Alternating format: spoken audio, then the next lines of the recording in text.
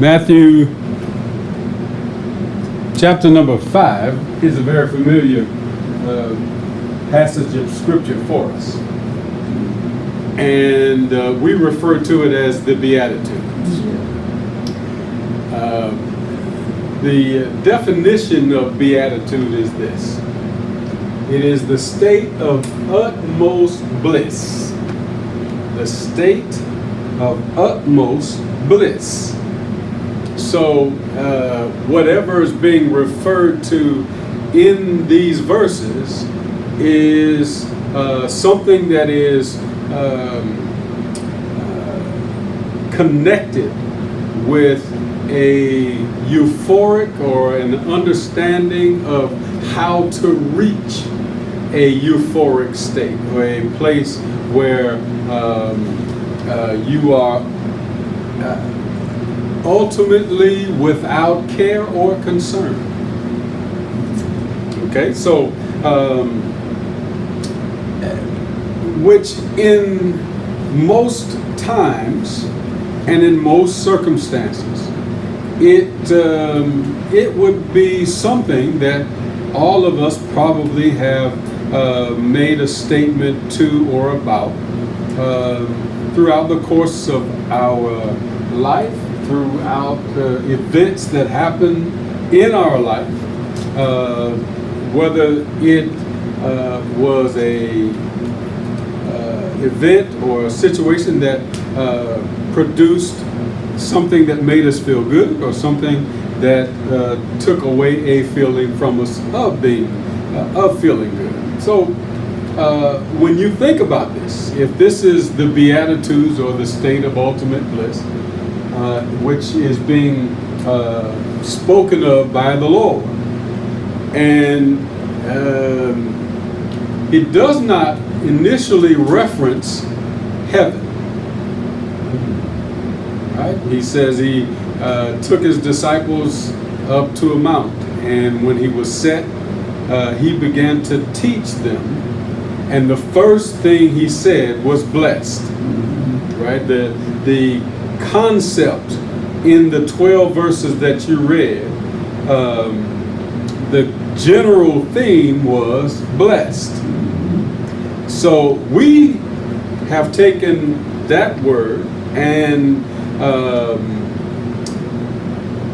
used a different word, a more modern word. And our word is happy. So when we look at chapter 5 in Matthew, most of the time people will refer to it as a question or a state of which we're being told on how to be happy, blessed, or happy. If you replace each word that says blessed with happy, then you can still, or you can get a greater sense of the structure of the sentence. So it will go in this manner. Happy are the poor in spirit. Happy are they that mourn. Happy are the meek. Happy are they which do hunger and thirst after righteousness. Happy are the merciful. Happy are the pure in heart. Happy are the peacemakers. Happy are they which are persecuted for righteousness' sake. Happy are ye when ye are reviled and persecuted, and people say all manner of evil against you falsely. Right? That's us replacing all of those blessed with happy. So when you read that, do you get a sense of what Jesus is really trying to relate to those who he was talking to? Right? He was talking mainly to his disciples. And do we get a sense of how it translates to us in this moment today? When you read that scripture, do you get a sense of how it translates, how it impacts, how it influences you today, in this moment, right now.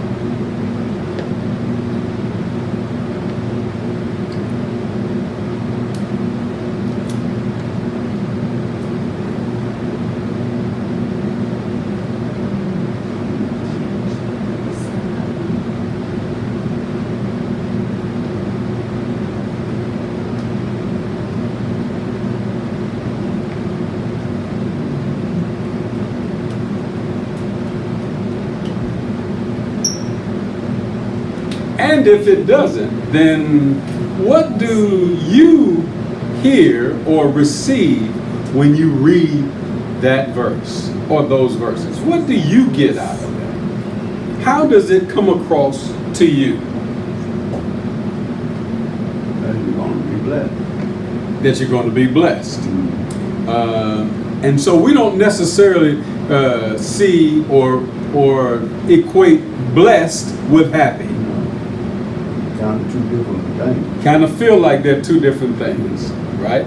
To be happy, by definition, is the state of well-being, the goal for pleasurable or satisfying experience and agreeable feeling. That's the definition of happy. Or happiness. What's the definition of blessed? I told you, but I'll say it again. Actually, I didn't. I said beatitudes. So the definition of blessed is enjoying, characterized by well-being, contentment. Well-being, contentment. Happy, well-being, pleasurable, satisfied, agreeable. Right? So when you think of those words, is that the picture of what comes to you when you read Matthew chapter number 5, verses 1 through 12? We'll replace blessed with happiness, or happy. Mm-hmm. So be happy are the poor in spirit, for theirs is the kingdom of heaven.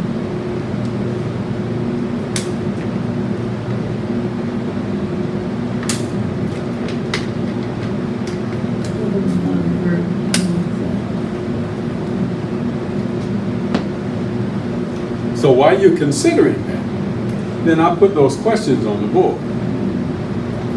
Is God concerned that you be happy? Now I could change that to blessed, and you would have a different response to it. Because if we think blessed has a sense of we receive something from God, then we perceive that question differently. But just for us to be happy, well, let's consider the second question. Does God want you to be? Is it His priority or His main objective is to make you happy?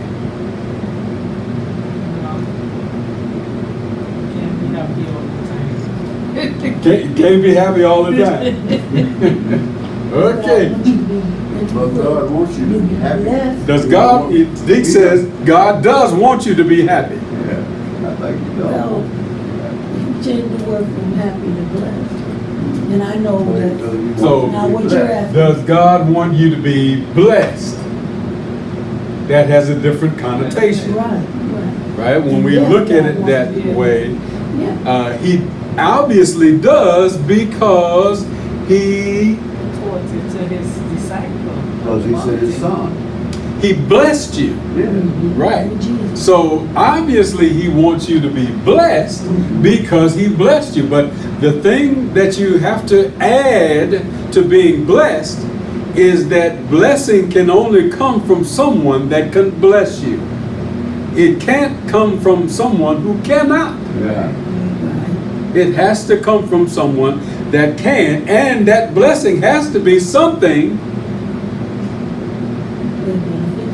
that benefits you, that you need, that you can't do for yourself. All right.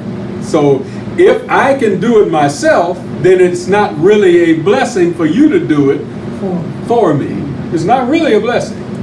Because I can actually do. So if you don't do it, then I'll just do it myself. And that's so we have to be really cognizant of where the blessing comes from and how particular the blessing is. It's a blessing if it's done from somebody who has the wherewithal to bless me, and I can't do it myself. So if somebody wants to bless me with a mansion and I don't have mansion money, then that's a blessing because I don't have the means to do it myself. But if I had the means to do it myself, most of the time you're not going to find somebody who is willing to buy you a mansion if you can do it yourself. Right? Would you buy a mansion for somebody who could buy it themselves? No. Why wouldn't you if they still need to be blessed? Because we see it differently, don't we? We view that differently, and so that is a consideration that you have to have while you're thinking about this, right? The last question: what do you need? Now you make it personal, because the last verse that you read in there made it personal. It said, verse 11, it says, blessed are ye, because all the rest of them said, blessed are the poor. It was specifically targeted at a specific, not group of people, but events or situations that people encounter. Right? So, but when it gets down to that 11th verse, it made it specific. Blessed are ye. Right?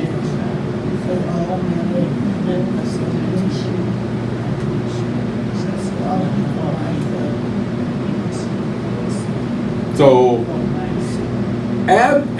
in that regard, I think we can see that Jesus wanted us in that particular verse to understand there was going to be something he was going to have to do that we couldn't do for ourselves. Just if he's speaking specifically to the disciples, something he was going to have to do for them that they were not going to be able to do for themselves. So I'm going to bless you when men shall revile you and persecute you and say all manner of evil against you falsely for my sake. Right? I'm going to bless you. So in that, then there's a response that he says you ought to have. Rejoice and be exceeding glad, for so. Right. So when you look at it, when you really understand it, there is, if he wants us to be happy, then there has to be something he has to do for us that we can't do for ourselves in that moment, in whatever situation or circumstance. He has to do that. But there also has to be a response to what has been done. So let's take into consideration verse number 3, when he says poor in spirit. What is that? 5. Is that 5? No, that's 3. Yes. It says, blessed are the poor in spirit. So there's a recognition that you're going to disciples, you're going to have to be. What does that mean? Because if we don't understand what what the blessing is going to encompass, is it really going to be a blessing if I don't particularly choose to deal with that circumstance? So he says, blessed are the poor in spirit.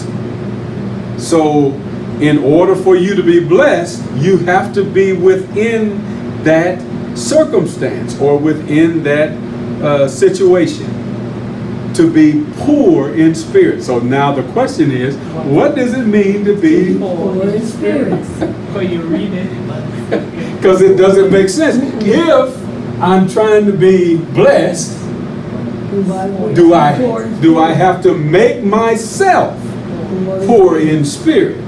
Or is the circumstance or the situation going to be so difficult that it's going to take something out of me to that point that I'm going to feel like I don't have anything left to give? So think about it. Have you ever been dealing with somebody over and over and over and over? And at some point you just get to the point where you're tired of dealing with them.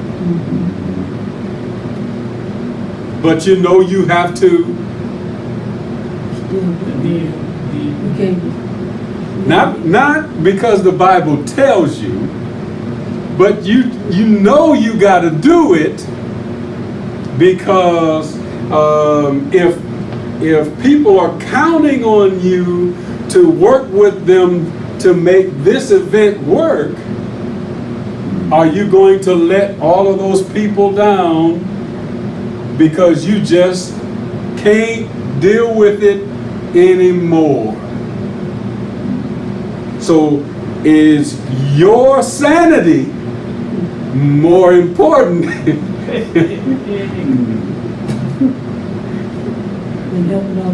than doing things that is going to help or bring happiness to others, even though it might not bring it to you? Right? Consider that. Right?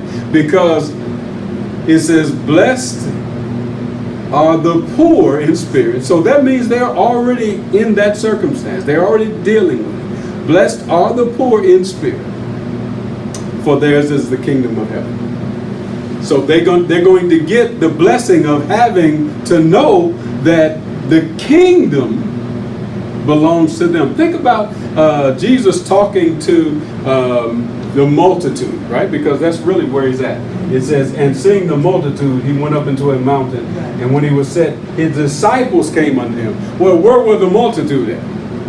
The mountain, they were just down. So it doesn't give us a clear picture, But you would think that right? they were So down. it says that he saw the multitude, or he was amongst them. He saw how vast, how many people it was. And in that moment, he chose to go a little higher.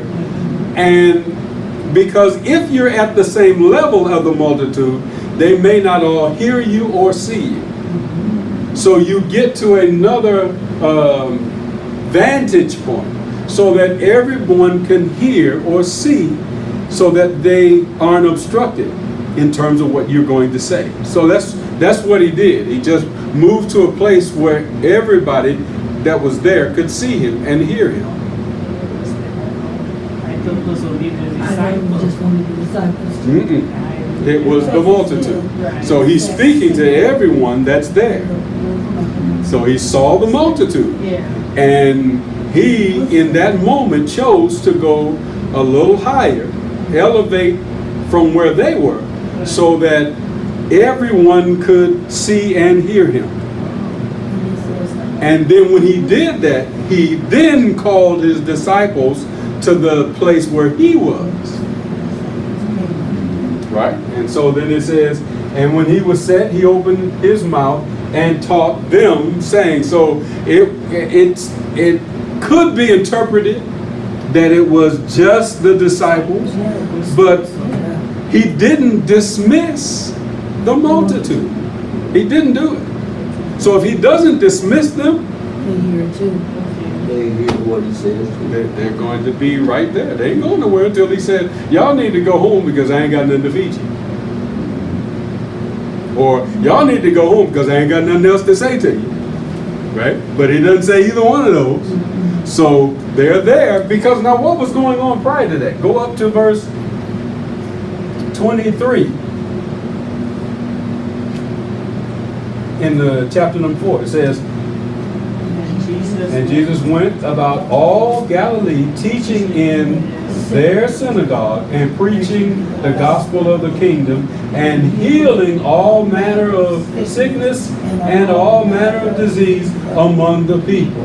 And his fame went throughout all Syria, and all sick people that were taken with divers diseases and torments, and those which were possessed with, and those which were, and those that had, and he healed them. And there followed him Great multitude of people from Galilee, and from Decapolis, and from Jerusalem, and from Judea, and from beyond Jordan. And seeing the multitude, he went up into the mountain, and when he was set, his disciples came unto him. so now you get a when you read the whole thing, you get a little different perspective, right? Because there is a huge amount of people following him because he has done things and he has healed people. He has addressed diseases. He has called, he has helped people who were lunatic. Crazy might not be the best way to describe it. Right, yeah. But they were suffering some mental issues, serious ones, but he healed them, right? And because he did, it says, he became well known that there was a healer. And when people know that there is a legitimate chance for somebody, for them to get healed, when they know there's a legitimate chance, they will show up in droves, right? So I went to, I was in Virginia when we were living there, and I've never been a real fan of, what's his name? Benny Hinn. Never been a real fan. I've heard him a few times. Never been a real fan. But he came. And so I said, I'm going to see. Now, I wasn't going to be healed unless he was going to heal how I felt about him. And I wasn't sure he could do that, right? I just wanted to see how, and I don't want to call it a show because, I can't address his sincerity, right? Because I don't know him specifically, but I just wanted to see how it all kind of worked, how it all intertwined. So when I get in there, I see that it's the arena is full, and I'm up in the bleachers, and then there's the people that are actually in wheelchairs that are on the floor, right? So, because that's the way they actually separate you. So if you got an illness or if you're in wheelchair folks, they go down to the front. You must have been there at one. Paul Roberts. Right. Yeah, and I think he probably ran it the same way. Yeah.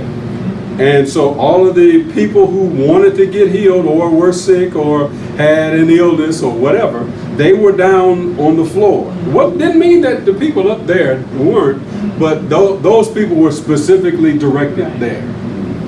Right? And so during the course of the service, there was singing and prayers and right. And what happened is when Benny Hinn came out, and he began to talk about the Spirit of God moving and the things that God had given him to do.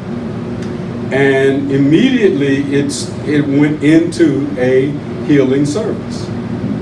And folks were brought up to the stage, and he was laying hands on them, right, initially. And I'm thinking, okay, I ain't got no issues. But then there were people that were down at the stage, and so there was a large crowd that had gathered toward the front of the stage, and he came to the front of the stage and he went, "Be healed." And I'm thinking, I don't read any place where God gave us that authority, right? And because you have to have that authority in order for you to really feel like that simple gesture had a profound and hugely spiritual effect over everybody that's standing there. And so when you do that, 90% of the people that were standing there fell out. And when he does that to them, then there's other people that are still on the stage, and he just goes, and they fall back. And at that point, I'm thinking, this looks more like a show than it does. I'm just being real with you, okay? Right? It just looked more like a show. And I'm thinking, if I'm thinking this, and I'm really here to hope, I'm hoping that I see the Lord move, because I really wanted to see that. I'm looking at the things that are going on, and I'm like, okay, I'm skeptical. It made me skeptical. And then toward the end, now this was something that I did appreciate.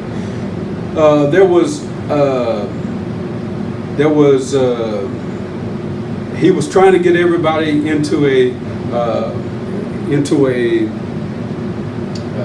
one mindset, I guess you would call it. And what happened was, there was a song that went forth, and they were singing the song, and people started to get happy. And then he said, "Shh, the Spirit's moving.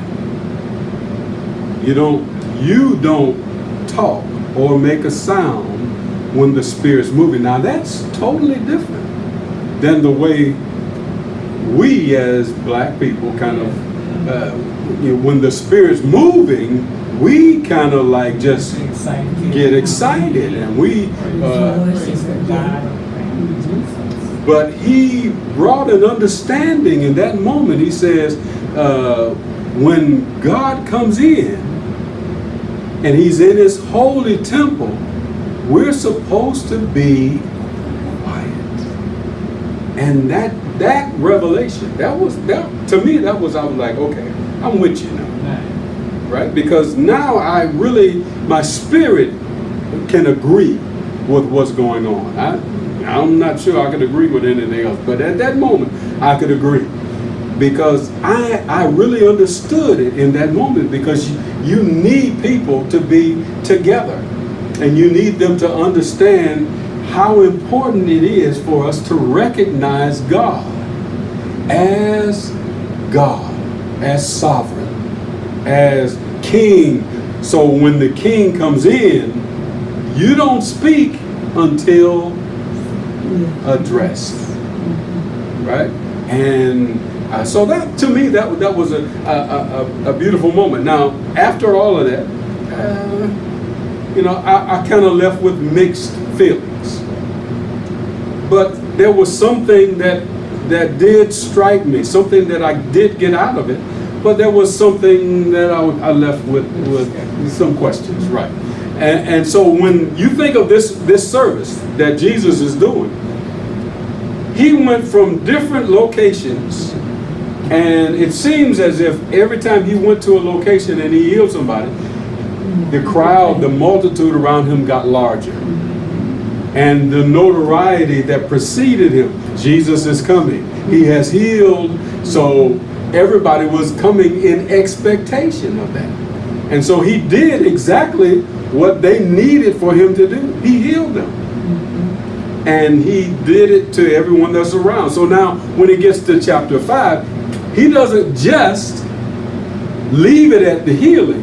He has to give them a word so that they will understand that this isn't about a show.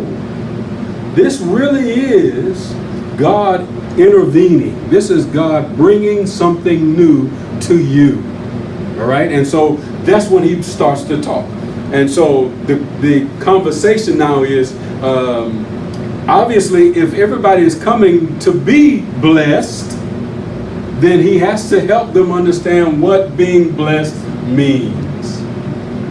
Because he's talking to people that aren't saved.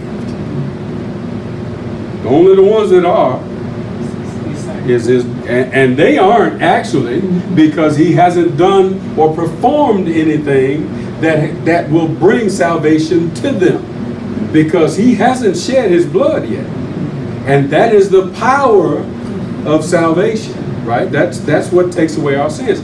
So they were with him, and this is very early in his ministry, so they're still trying to understand, what it is that they've connected themselves to. So when he's talking about what God is going to do, everybody is truly in the same place in their understanding, because nobody truly understands what he's actually talking about. If he's talking about the kingdom of heaven, right? Nobody truly understands that. All right? And so that's where we are at that point. And so when he starts to address these things, there's a lot of people that hear him but don't understand, because he's talking about things that they really hadn't experienced or understood. When we read it from a different vantage point, because we read it as saints, saved Christians. We read it as believers. And because we do, we hear different things than they would hear. And we see different things than they see. Right? And so at that point, Jesus is really trying to bring their spiritual understanding to another level. Right? So he says,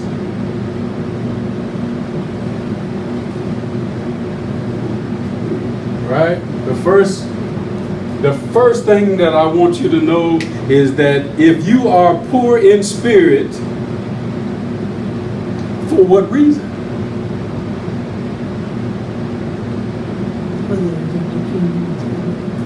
But that's the reward. That's what you're going to receive for being poor in spirit. In what spirit? Because he doesn't really address that. What is for spirit? What is for? Because the Holy Spirit hasn't come yet.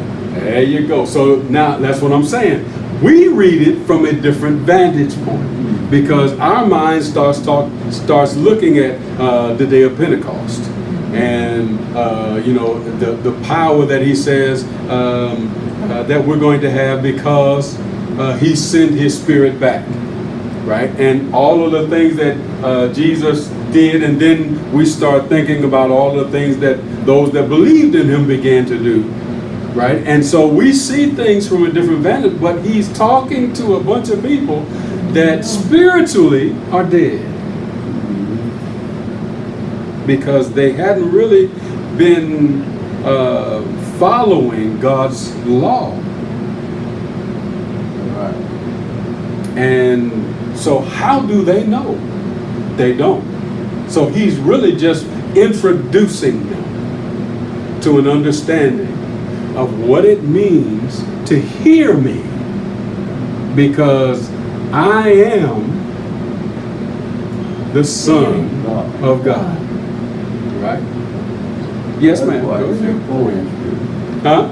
That's why he said Holy Spirit. Because what? Because they had received the Holy Spirit. So if it's because they haven't received the Holy Spirit, then how does that allow them in that moment to understand, if I don't have the Spirit, of which he hasn't spoke about, they don't know that they need it. Right. So if I don't know I need it, how is it then a blessing? You have to show me where the blessing is in having it before I'm going to then desire it and want to have it. All they have experienced up to this point is he has healed them. And if they can understand what is in him, then do they think if it's in him, it can be in me? Well, that's not the way this works. That's not where they are. So that's why this scenario is really rich in the way that he's addressing them, because in order for them to fully understand, they need, The Spirit is. and he hadn't said it yet. So, but remember, for us, we know the Word, which is who he is, and the Spirit are One. so both of them are operating at that moment. So if we need an understanding, what does the Spirit do? What is the work of the Spirit? To bring it back To teach you all things and to bring All that. So he has to teach you first, right? And isn't that what Jesus is doing? So the Spirit right now is actually teaching everyone about what it means to be blessed. The Spirit is teaching, so that they would understand, even though there might be some concepts that they don't really fully understand, they are being taught how blessing, or what a blessing really is. And does it mean that they understand it to be a blessing in terms of a spiritual one? Because they've already received healing. Are they looking for more? You see that the circumstance just lends itself to more and more questions, because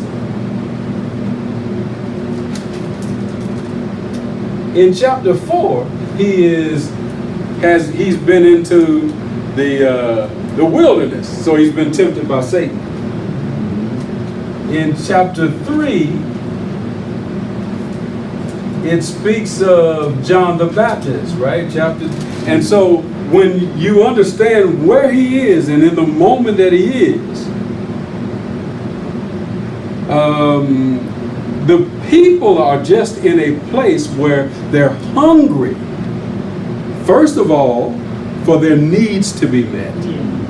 But secondly, once you meet their needs, then they are in a place where they're most receptive to the Word. And that's what Jesus is using. Right? And so at this point, he doesn't elaborate, but when you start looking at the scriptures, so let's just look at this. He says, "Blessed are the poor in spirit, for theirs is the kingdom of heaven. Blessed are they that..." So the next thing is mourning. Now, when you think of mourning, grieving, right? Mourning, grieving. right? Dealing with a severe emotional issue, right? So it's not just really a day-to-day routine thing that's happening. It's a serious thing that's happening to you, right? But he says you're blessed in that situation. All right, let's keep going. What's the next one? Let's say that the meek. Meek. All right, so we have to understand fully what it means to be meek. And I wrote down something for us to think about. Meek means not highly thought of. So don't we all want to be thought of very, yes, taken seriously, and people hear what we say and know that the things that we're doing, we there's a purpose and a reason for it. But to be meek is not highly thought of, passed over, don't know they're there. If you're dealing with somebody, if you're in a crowd of people, who's the one that gets noticed the most?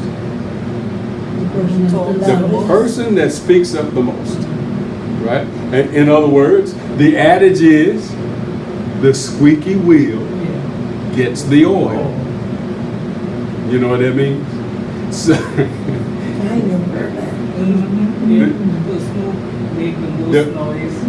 right. The only way you know that the wheel is Squeaking.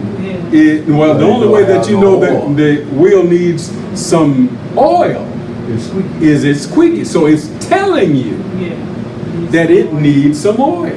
So if the other ones don't do it, do you oil them too just because? No, because they're not telling you they need. That one is telling you. So the one that speaks up the most is the one that gets noticed. That's what that means. And meek people have a common denominator. They don't speak very much, and they don't speak very loud. And they don't have to have you notice or understand what they're saying. They very seldom, because they don't want to be recognized. All right, meek. Right? Let's keep going. Blessed are they which do.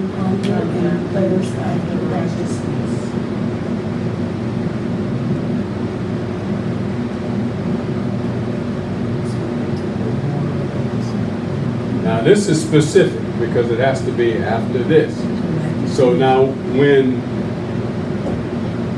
when he addresses this part, he actually brings the focus into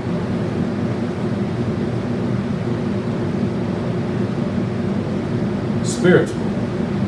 It's religious. It's about God. It's about relationship with God, right? Because they understand what it means to be righteous. Yeah, right. Because they know that their God is righteous, right? So when he addresses this, it changes the focus, because these things can be looked at in more than one way. But when he says this, can't. So he's telling them that there is a need for the person that is hungry and thirsty to be doing it for one reason alone. And so if I'm doing it for righteousness, who am I doing it to please? God. Because God is righteous, because God is holy. So now the focus has changed. Now from this point on, everything else is going to point in that direction. So let's keep reading.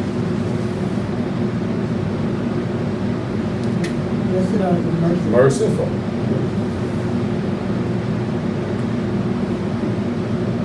Because they're going to what? Because they're going to obtain mercy. For they shall obtain mercy. 8, blessed are the pure in heart.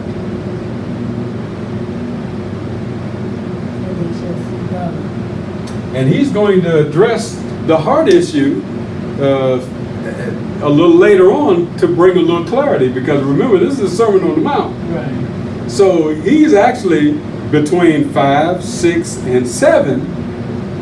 He speaks for a long time because he has to address all of the things that he's talking about so that he can bring some clarity to all of these things. But he says, blessed are the pure in heart, because he then again brings the focus, because the result is they're going to what? See God. See God. Now, the thing is, you have to want to. See God. And if I don't think I'm, Righteous. and I know that God is a righteous God, and that if you stand before God not righteous, he might, Not see you. maybe I don't want to see God. So we have to, so if I don't want to see him, then that means this one I just put a line through that one because I ain't going there. Right? All right. What's the next one? Peacemaker. All right. Blessed are the peacemakers.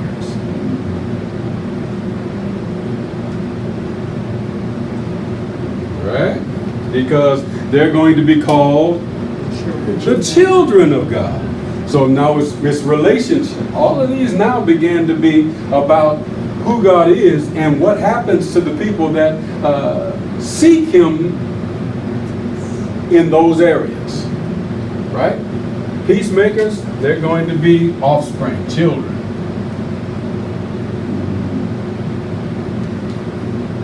That's the reward, children of God. They become children of God. Right? So we remember from our vantage point the word over in Romans when it says that if you are led by the Spirit. then are you Children. the sons of God. You're the children of God. But you have to be led by the Spirit. So he doesn't go into that much detail, but this is to get them in a understanding that this is relationship, and in relationship with God, there's certain things that are going to happen. If I do certain things, my relationship with God is going to increase. Even though I haven't had a relationship with God, specifically just me and him, because they haven't. The only relationship they've had with God is what the priests tell them.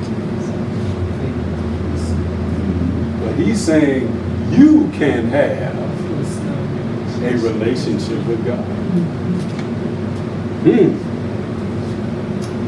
After peacemakers, he says, then he goes into a long spiel. He said, blessed, well, not they that persecute you, are which are persecuted. Right. Persecuted for, and he links it, for righteousness' sake.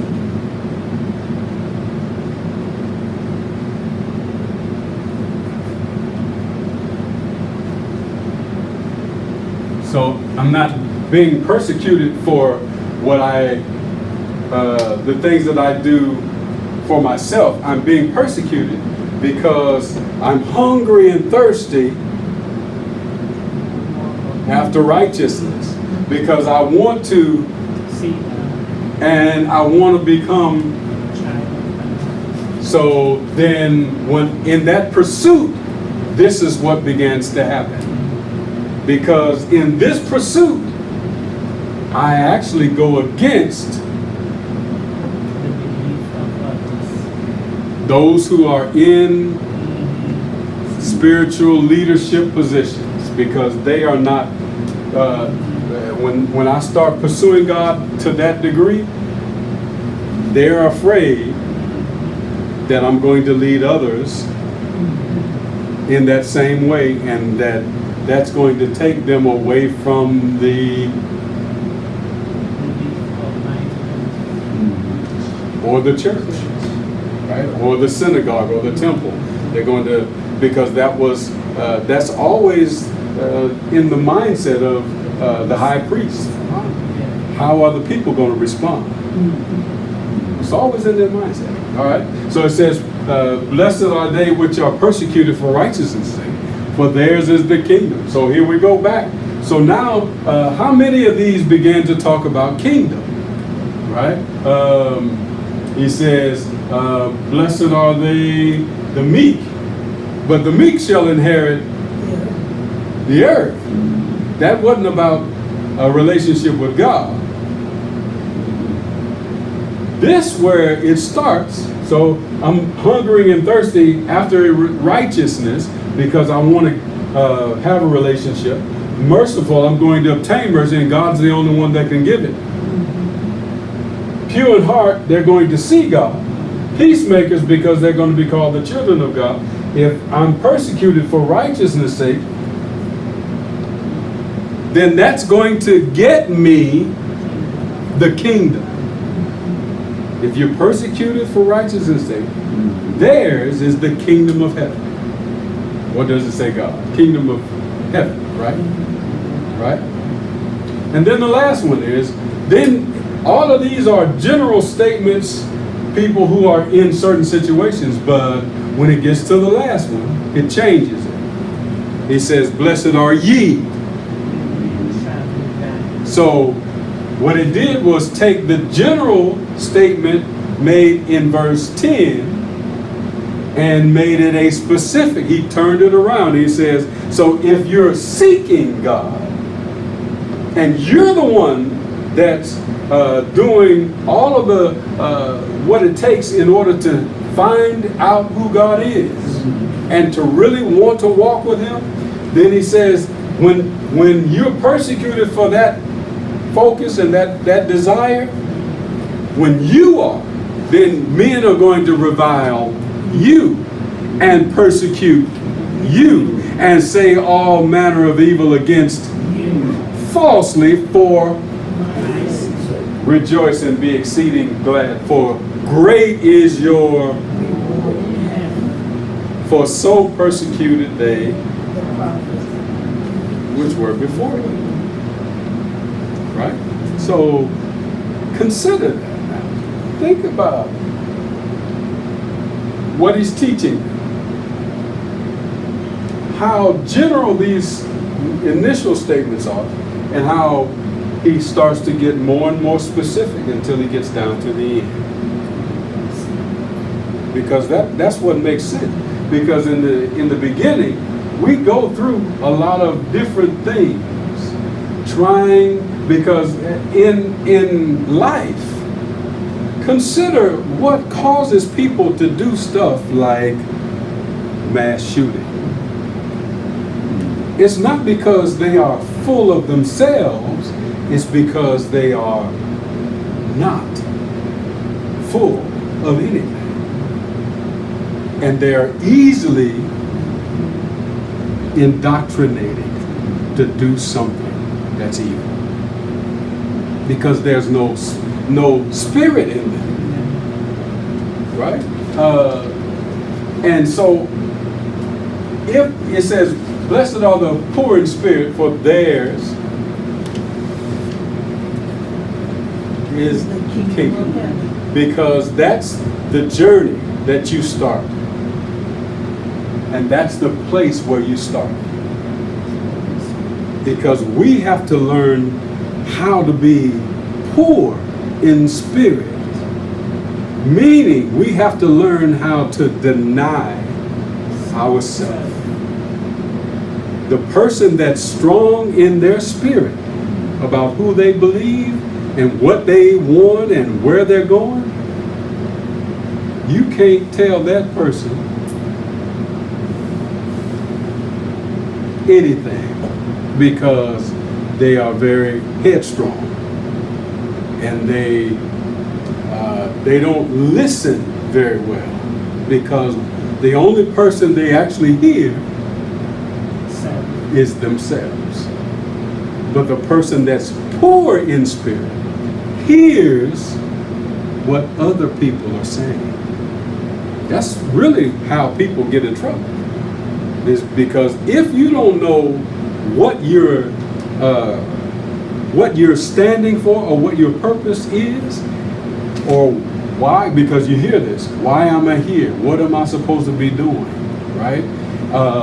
When we start asking those questions, it's not because we feel confident. It's because we feel alone and left out, or like we're not accomplishing anything, or I feel like my life is a waste. So if they don't get indoctrinated and become a mass, what's the other thing that ends up happening? They'll kill themselves. Suicide. Yep. And they can easily be talked into either one. Mourning, right? It says, blessed are they that mourn, for they shall be comforted. Mourning. What do you go through when you're mourning, right? How much impact is that on you? Mentally, spiritually, emotionally, to be in this state, to be grieving. But what he's alluding to, he says, blessed are they that mourn, because there's comfort coming. Well, where is that comfort going to come from? These people don't know. Just like they don't know. The spirit is having come. Yes, they don't know how they're going to receive, or how do you get out of this state once you're in it? How do you overcome mourning once you're in it? How do you become something other than somebody that nobody recognizes? Right? All of these three are trouble points. But these are solutions to those problems. Because if you're hungry and thirst, and if you learn how to be merciful, even to those who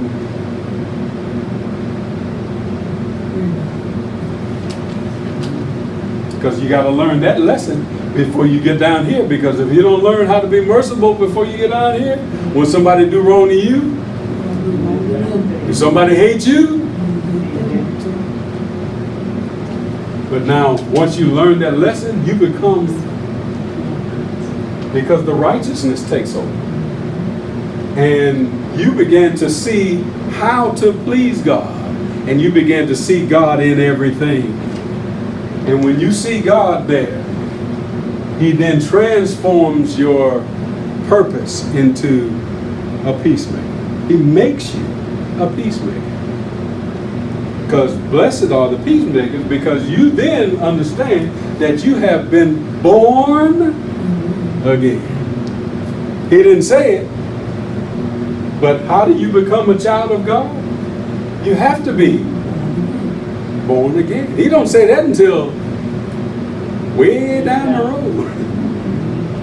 Right? But He does say it so that they would know that. And I'd say way down the road, it probably wasn't that far, because it was the 3rd chapter of John, and this is only the 5th chapter of Matthew. So John baptizes in the first 2 chapters of John. In the 3rd chapter of John is the wedding. But in the beginning of that chapter, Jesus says to Nicodemus, you must be born again. And so he already introduced. Maybe this was something that had already been introduced by the time the 5th chapter of Matthew comes along. We don't know the relation in time here. But look at what he's talking about. So now, once you understand these things, he says, now, because you understand things and you start to operate in those things and you start living your life based upon that, your focus is now spiritual. When you are persecuted, you're persecuted for a reason. You're not persecuted because you're black. You're not persecuted because you're of a different race or a different color or a different nation, or you speak differently. You're not persecuted because you don't see persecution for those things. We may, in 2022, see persecution going on, and it looks like it's black or white. It's it's racial related, but those things stop mattering to you because you don't see yourself as others see you because you've been changed. So the way you see yourself is a child of God. And because other people don't see you that way, you began to be persecuted for what you believe. And now you have to hold up for a different reason. Righteousness, right? We're persecuted for righteousness. Theirs is the kingdom of heaven. And then he says, now understand that it's easy to think about people being persecuted, but now you have to know that it's going to be you. It's going to be you. But happy are you, blessed are you, when men shall revile you. You began to learn how to turn it around, because that's the only way you can endure going through those things. You have to learn how. That's what he's teaching. Yes, learn how to turn it around. Blessed are you when men shall revile you and persecute you and say all manner of evil against you falsely for my sake. Rejoice. Right? So this is 2002. This was somewhere back in zero. Right? Have we learned that lesson yet? No. Rejoice and be exceeding glad. Right, that's what we always think about when they were stoning Stephen, and he was rejoicing. How do you do that? Right? How do you do when you get stoned like Paul, and they leave you for dead, and you actually are dead, but God raises you up, and you go back to the place where they just killed you. When I was growing up, he used to say with Paul, whatever he gets, he did this. Because that's what he did to the people. And you have to see it. What you sow, you will reap. You have to see that, right? Because it's almost as if, what goes around comes around, Paul. Sorry. Right? But Paul addresses it over and over because he doesn't want people to ever think that he ever forgot about how he hurt people in their life. He never did. And he knew that as a man, as a person, he did not deserve what God did for him and where he was. Right? So he always addressed that. That's the beautiful part about Paul. But that's what happens. He learned how to turn that around. After what they did to him, he went back to teach them, to tell them about God. That's right. Run away.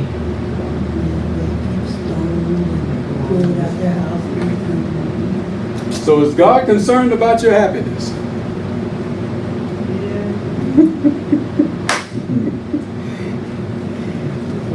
As As a spirit being, where are you going to be happy at? As a spirit being, where are you going to be happy at when we get to heaven? Because in this life, you're going to have tribulation. He said that. He says, in the world, you're going to have tribulation. He didn't say when, how, where. He said, but you will have tribulation. He said, but be of good cheer. I've overcome the world. So understand, you got to learn how to turn it around, right? You got to learn how to do it. And if we don't learn how to do it, we will never find,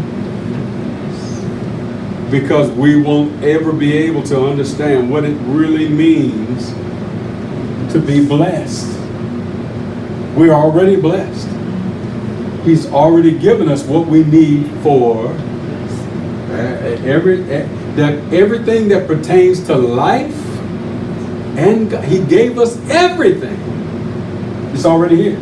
So if we already have it, then we're already blessed. If we're already blessed, that means we're already, but we just don't know how to be, because we want to be happy in both worlds. We want to be happy spiritually, and we want to be happy. And the word tells you, you can't be. It's not going to happen, because if you're pursuing your spiritual life, everybody is going to. It's going to happen.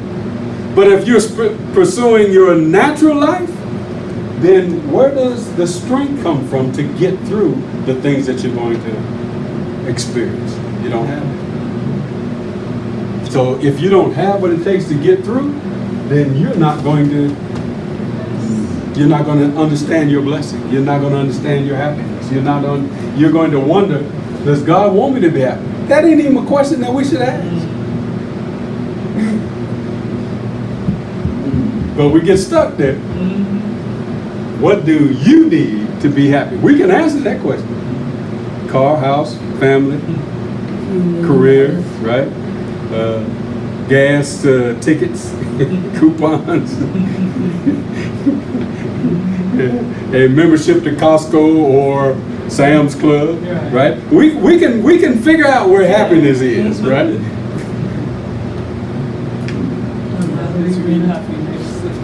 But we have to understand what the Spirit is teaching us. Even in the state that we're in, if we're separated from God, the Spirit still has the same job, and that is to teach us what God wants for us, what God has provided to us. Just like last week when we talked about the King sending out the invitation. This is what I provided. You have the invitation to come. It's there for you. It's your choice, right? And if you choose to come, that's great. But you have to. You better. You better. All right. Amen. All right.